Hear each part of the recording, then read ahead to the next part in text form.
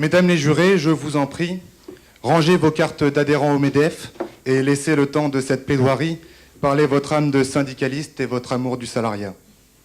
Car il s'agit bien des droits des salariés qui sont remis en cause à travers cette interrogation, pour ou contre le travail dominical. En effet, l'heure semble déjà grave. Les éminents spécialistes de la natalité s'alarment déjà du dimanche travaillé. Les prêtres de France ne savent plus à quel saint se vouer, tant les églises sont déjà si désertes. Même le grand Michel Drucker craint pour l'avenir du sacro-saint vivement dimanche. Alors que faire? Que faire pour rappeler à tous l'importance du repos dominical? Le premier réflexe, en tout cas celui de tout bon juriste, est d'ouvrir son code du travail.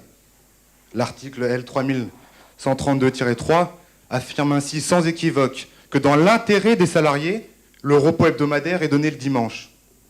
Seulement cette notion d'intérêt du salarié demeure bien insipide face à l'argument massu des enjeux économiques énormes.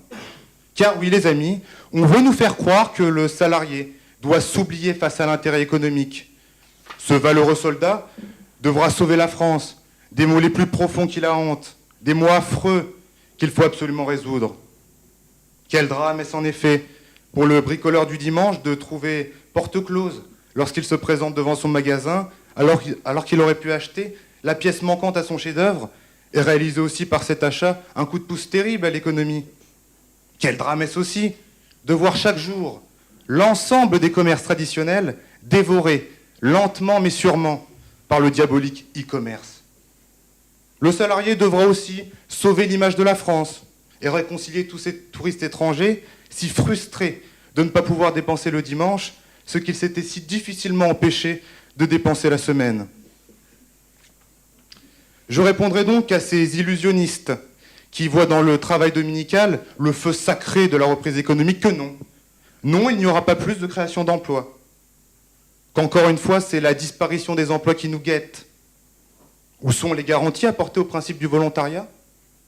Où sont les garanties de concurrence apportées au commerce traditionnel qui paieront une nouvelle fois l'addition face aux enseignes de la grande distribution? Je vous le demande. N'est-ce pas plutôt à ces entreprises de supporter la charge de la création des emplois? Ces mêmes entreprises qui se voient encore alléger leurs charges de 30 milliards d'euros alors qu'on accable le salarié par le dimanche travaillé. C'est du deux poids deux mesures.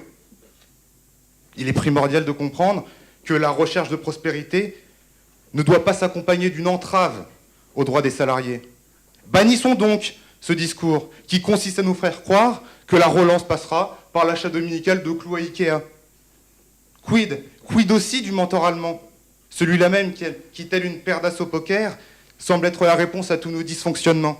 Car oui, l'Allemagne a compris que le repos dominical était un droit fondamental, presque inaliénable, avec lequel on ne transige pas. Alors je vous pose la question.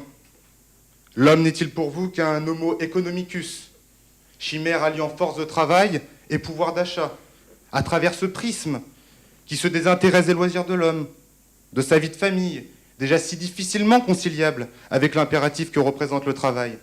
Car oui, le travail n'attend pas.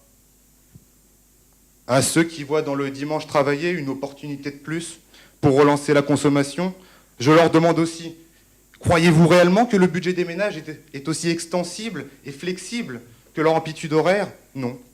Ne nous trompons pas. Ne nous trompons pas et n'oublions surtout pas une chose. Ce n'est pas tous les jours dimanche. Ne banalisons pas ce jour. Ne devenons pas ces fourmis qui ne cessent de travailler pour ne finalement amasser que les miettes de leur labeur.